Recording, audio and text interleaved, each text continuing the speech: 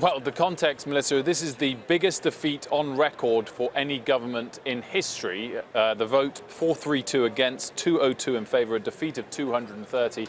And of course, given the importance of the vote, it is massive humiliation and a massive defeat for the Prime Minister, Theresa May. During her premiership, she had one job above all others. That was to negotiate a Brexit deal and unite Parliament behind that. And she has clearly failed to do that. Now, the interesting development since that defeat is very quickly she urged Jeremy Corbyn, the leader of the Labour Party, to table a vote of no confidence in her. This is different from the one she won in December, which was amongst her own MPs. This would be across the entire House. If she lost that, we would be looking at the possibility of a general election. She said that if she then won it, she would consult all the members of the other parties to see what they wanted to negotiate in terms of Brexit going forward. But this is a huge, huge defeat for the Prime Minister. Sterling initially reacted lower, hit fresh lows of the day. It's just come off those lows as we stand here, and no doubt Jeremy Corbyn outlining what he wants to see next. Wilf, Willem mentioned this, but does this mean that we're going to have another vote by the UK public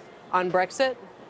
Well, we've got here some statistics from Deutsche Bank. This is what would happen next if the Prime Minister lost the vote. They came up with these statistics yesterday, and it just outlines the possibilities. Let me just run through them, because there are 6. There are quite a few. Firstly, the possibility May resigns. They put that at 20%. Secondly, that May negotiates and pushes it through at a second time, 10%. A softer Brexit deal, they said, was 30%. Second referendum only at 15%.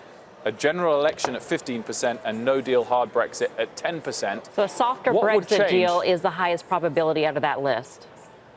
Softer Brexit deal was the highest probability of that, and that would come about if she wins her vote of confidence tomorrow and then negotiates with Parliament a softer Brexit. But the scale of this defeat on this vote, I would say, increases the chance that she has to resign or the chance that we have a general election. That's the slight flexibility from yesterday, the chance that we lead to new polls. A second outright referendum, Kelly, is still quite a long way off. The reason I say that, and I didn't just hear what Jeremy Corbyn said just now, but an hour ago he said very clearly, if May loses this vote, he will urge for a general election. And so at the moment we don't have either the leader of the opposition or the current Prime Minister saying they want a second referendum. So we need a new leader to push for one before we get that. But yeah, and I'm huge uncertainty